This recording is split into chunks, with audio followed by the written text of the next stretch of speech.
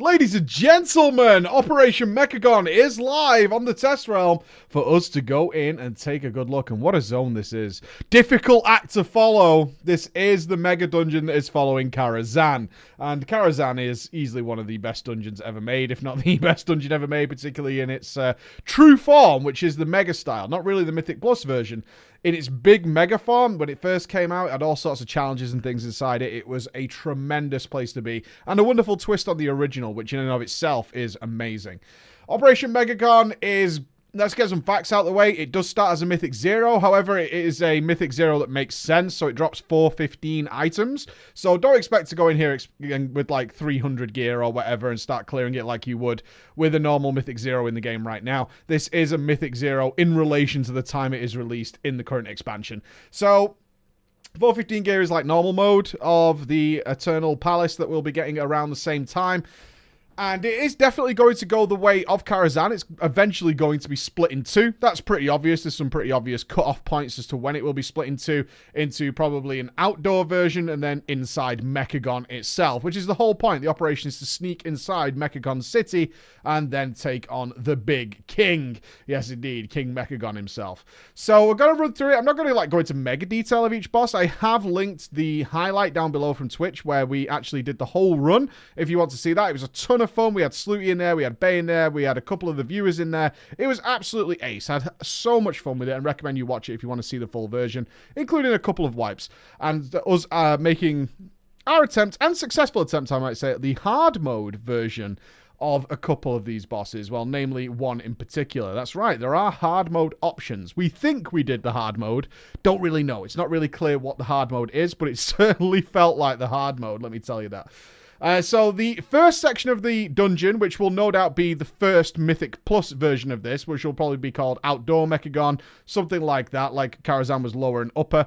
It's actually very much in the same vein as how they split Karazhan. Outdoor Mechagon is very trash dense.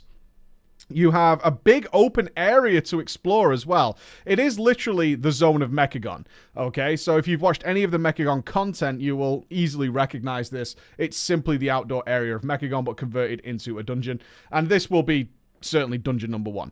So the idea here is that there are 3 boss arenas. You can attack them in any order you want. You literally get into Mechagon and you can go and do boss 3, 2, 1 if you want. You can do boss 1, 2, 3. You can do 2, 3, 1. Entirely up to you.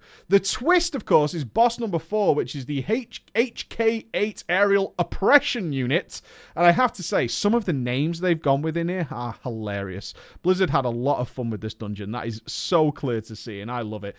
Is floating around this outdoor area and is traveling from boss arena to boss arena. And should the HK8 arrive at a boss arena you're currently at, it will then stick around and it will start adding more stuff to the fight. Namely, it's going to drop these stun bots, right? These little stun bots that will land and they will start following you around. They have an energy shield. They can be rooted, they can be stunned, things like that. But they'll also leave a trail of electricity in their wake that is permanent. That will remain until the end of the fight or until you die. And then when their energy runs out, they will explode and kill you. That's the thing. So the first boss we tackle here was King Gobbamak. Now, King Gobbamak is a Padder's Paradise. Padder's Paradise. Namely, seems like padding padding all the ads that join in this fight is kind of a waste of time. Like, at least on the Mythic 0 version. Like, part of the Dungeon Journal suggests that you're supposed to be killing them so you don't get overwhelmed. They can't be tanked. They fixate random players, and there's a lot of them. Our strategy was, first, who could help it? I had to pad the hell out of this fight. But that actually caused us to wipe because the boss just stayed alive while we would all just AoE! AoE! Yeah, so the next time we came back, we just blasted the boss and it died very quickly. I would say overall, the boss HP of many of the bosses feels undertuned, but that might be because it's the Mythic 0 version. But I certainly wasn't using my live character, my current live character. This one was about 405, something like that. And the average group item level was relatively similar. Relatively similar. But a fun boss nonetheless. When I saw all these ads coming out, I was like, oh my god. Oh my god. Get ready to AoE, boys, because it's about to go down. And go down it did. Moving on to... I'm actually going to do it in the order we did it. So the next boss we did was actually Trixie and Naeno. Trixie and Naeno, these little mechanomes. Trixie and Naeno are a little pair, so kind of similar to what you see in Freehold with the captains. They work similarly, but not in a too difficult a way. In fact, mechanically... a bit on the simple side. The idea is, though, you can kill them separately. So you can nuke one down and then be left with the other. But each of them does an ability which is countered by the other one's other ability. So, for example, one of them will shoot Tase at you, which is a huge stun and also does huge amounts of damage to you. And leaves a dot on you that takes huge amounts of damage. But... the other one drops a smoke bomb. So if you stand in the smoke bomb, if you're targeted by the Tase ability, then obviously it won't hit you and you nullify that damage. So killing one of them and leaving the other one up is not the best of ideas because you kind of want the other one to counter the other abilities. Certainly when you're doing this properly, when you're doing this on Tyrannical, things like that, you'll actually want to kill them about the same time. That's going to be the aim. But you can freely just go ahead and nuke away, which I think is a nice touch. Instead of Blizzard forcing it on you, it's like, it's a good idea to do that. Well, you don't have to. You don't have to. Certainly if you're in a group that's not overly organized and things like that, you're actually going to be fine. The Tase doesn't kill you by any means. Certainly you just need a lot of healing. So it's something you can survive and you can work your way through this. Boss number 3 then, Gunker. Mr. Gunker. Mr. Gunker, which, as we pointed out to Mr. Sluty, if you don't know, cast the MDI, the Mythic Plus tournament. I am so looking forward to Sluty having to say Gunker and a number of the other names that appear in this dungeon, certainly on the trash. Gunker's a big toxic slime. You'll have seen this model all over the place. And it's actually very simple. He has squirt bots. Yeah, they squirt all over your face. I know. Blizzard's just laughing while they made this one. But they also cleanse you of the gunk that Gunker is splooging onto you. So you get gunked on and then you need to get squirted to get clean. And he'll do a very simple toxic wave. So if you stand in the squirt bots, you won't get covered in the toxic goo while he tries to engulf you and gunk you up. Gunking you up does actually stun you for a while. Now, this is where we inadvertently, I believe, activate the hard mode, which is because it was the final boss, or in the dungeon listing of like the bosses it recommends you do, is actually boss number 2. We did it 3rd, and whether or not that's considered to be the hard mode, I don't know. But what this did mean is the HK8 aerial oppression unit was also involved in this fight. Frankly, the worst possible boss to have the HK8 aerial oppression unit involved, because although I was on my druid and I could do things like mass root them and things like that, they spawn way too often for me to control them all. And these things are then following you around in the squirters, which also walk in random directions. You can end up with 2 squirters of the 3 stood on top of each other, and also have these bots that are being dropped by the HK8 on top of you as well. And not only are you avoiding a huge amount of toxic pools that are on the floor, but the HK8 units are also electrifying the other areas of the floor. So we ended up having to like bloodlust and zerg this thing to the ground in order to get past it. It was very, very difficult, which makes us believe it was the hard mode. Now, whether or not that is true, I don't know, but I can tell you right now it felt really hard. I made what ordinarily I think would have been a relatively boring boss of just DPS, stand in the squirter, then continue to DPS. Much more interesting. I think that worked out kind of well. But once you've defeated the first 3, you then get what is likely to be the final boss of the outdoor dungeon, which is the HK8 itself. So once all 3 bosses are defeated, the HK8 will land in an area, and then you have the 4th boss in order to deal with. This is a really interesting boss, I've got to say. So this is a boss that requires a lot of movement from bombarding the area, things like that, a lot of ground effects going on. But eventually, once you've dealt with the trash, because you don't actually fight the HK8, once you've dealt with the trash where he's dropping these robots and all these machines into the fight, he will then start casting like an ion cannon, an annihilation beam into the area. And then you're going to run around and actually look for activated Tesla coils. Yeah, if you've ever played Command & Conquer Red Alert, you'll know exactly what I'm talking about with the Tesla coils. You'll have to find them, and then you have to do a sort of gauntlet, a mini gauntlet maze type thing where you can be stunned and electrocuted, things like that. Think about the Snake Temple. Yeah, the Temple of Snakes, something like that. To then get to the Tesla coils and activate them. And the more people you have activate them, the quicker the energy bar on the HK8 depletes. And when it depletes, it will crash into the ground and it will take an obscene I think it's 200% more damage. So you have this nuke phase. But you're also quite far away because it's a long way to get to the Tesla coils to then get back to the HK8.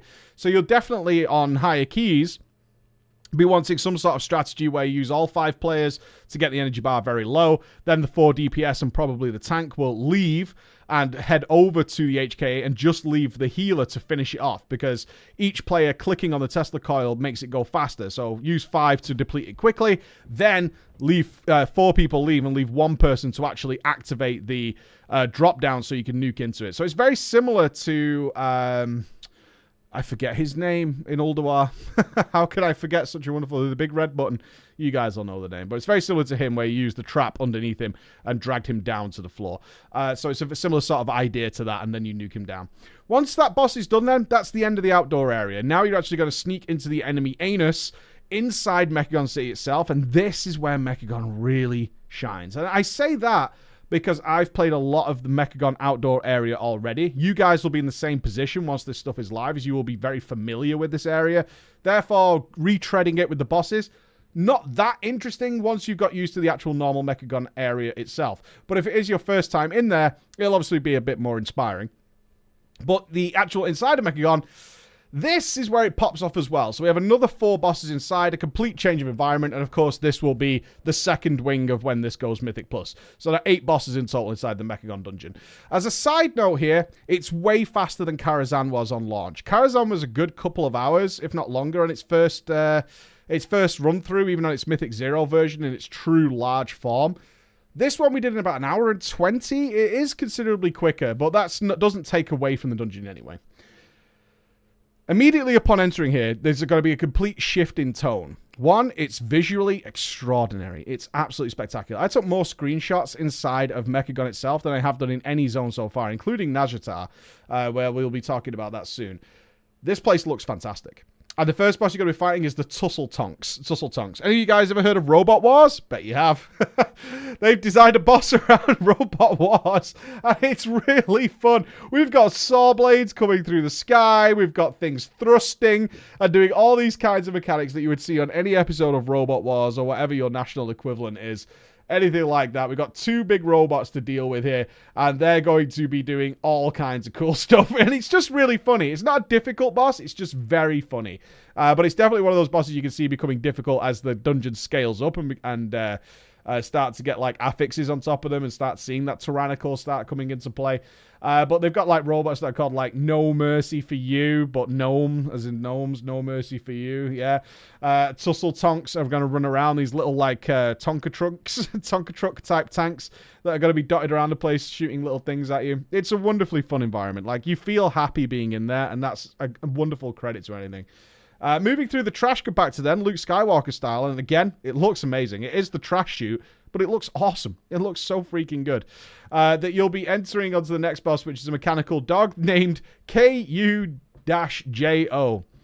K.U.J.O. For those of you who've seen the movie, it is indeed K.U.J.O. Which, again, it's so cool. It's so cool. You can see they had fun with this. So this is probably the most disappointing boss, but I have to be clear here. I wasn't really disappointed in any of the bosses in here. I found them all fun. But if I had to rate one the lowest, it would probably be K.U.J.O. K.U.J.O. does nothing particularly difficult. A very randomly throughout the fight, a big, large box will drop into the room. So you have to hide behind the box, right? We're not going to be tricked by this in modern day era. We're not going to be tricked by this. A big steel box drops. I wonder if he's going to cast some rather large AoE. And sure enough, he starts casting a rather large AoE. Stand behind the box. Don't get hit by the big AoE. Kill the man. Kill the dog in this case. Very simple stuff. I will say it was a nice touch that the boxes actually get damaged.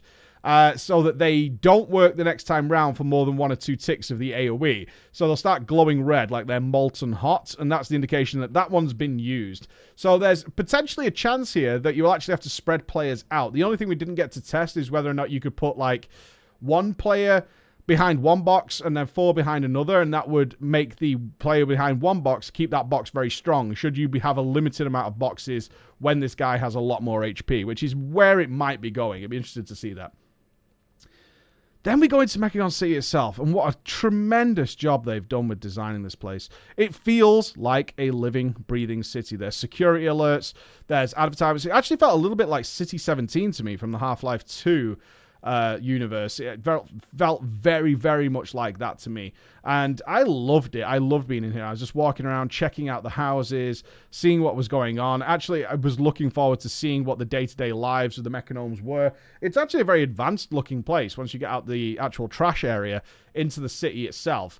And eventually, you'll come down to the Machinist Garden, which is a faux garden because it's mechanical, all mechanical flowers and things like that. Where we'll have, again, a very interesting boss in dealing with this is that you're dealing with garden utensils for the most part. So you'll have things like self-trimming hedges, which are blades which will bounce around this arena. And it does have a pillar in the middle, so you're going to be lapping it. And they have like super heat flame cannons to keep everything clean, and they're going to spin around in circles. So it's kind of like a maze-like structure. And in fact, a lot of indoor Mechagon has some maze-like gauntlets and things like that. That will allow you to sort of defeat the boss eventually while watching out for blades and things. This is going to be a toughie. Like, even on Mythic 0, I got hit by a couple of the blades while running around from the fire. They came from behind. So, obviously, lesson learned, next time around, run the other way. It came from behind and just literally, like, chopped me in half. And it was like, oof, big damage. Big damage coming in there.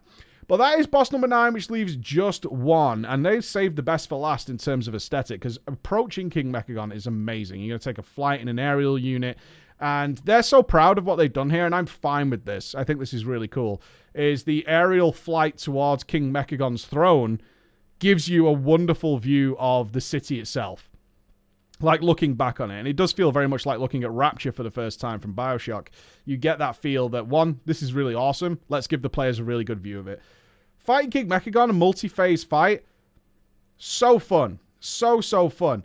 Especially if you don't know what's coming. So, for avoiding spoilers, I would just say, for now, this is the most visually impressive boss. And if you don't want to be spoiled and you want to see it for the first time, now's a good time to kind of either minimize or something like that if you want to hear how the boss works. But if you can avoid watching what happens here, you should do that. You should do that because it's very cool.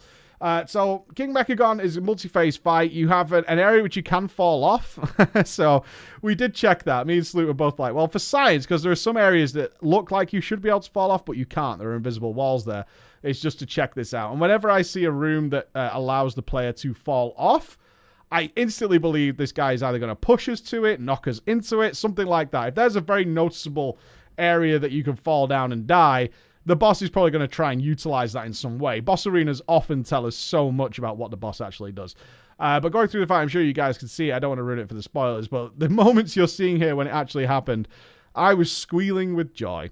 I was absolutely squealing with joy because it was just so cool to see and very fun to take part in. And I had a huge blast with it because none of the mechanics were difficult to deal with. In fact, we were having a bit of fun with them, even though it was like a one-shot. We were so comfortable with it, we could have a bit of a laugh with them. But the fight itself, just absolutely glorious. What spectacle it is, and a worthy end to a solid dungeon. I'm sure many of you are thinking, like, is it as good as Karazhan? No, Karazhan's a very tough act to follow. It follows the same rules as Karazhan in terms of design, like I've talked about the high trash first part, the low trash second part, which I think they felt went well with Karazhan, because that meant that on certain weeks, Upper Karazhan was far more popular, and then when Upper Karazhan wasn't popular, generally it made Lower Karazhan much more enticing, generally, although people tended to hate Lower Karazhan regardless of what affixes you got. But that's generally the idea they've gone with here. But just to be in the area, I think these bosses will just get better and better the more difficult they become. As I said, it's hard to gauge a boss and say whether it's tremendous when you're killing it so quickly, because you're not spending a lot of time dealing with the growing chaos that a lot of bosses can put out there. But I have to say, I'm really happy with this. Really happy with this. The next video we're going to look at is, of course, Nazjatar, or Nazjatar, depending on who's doing the voiceover in Nazjatar.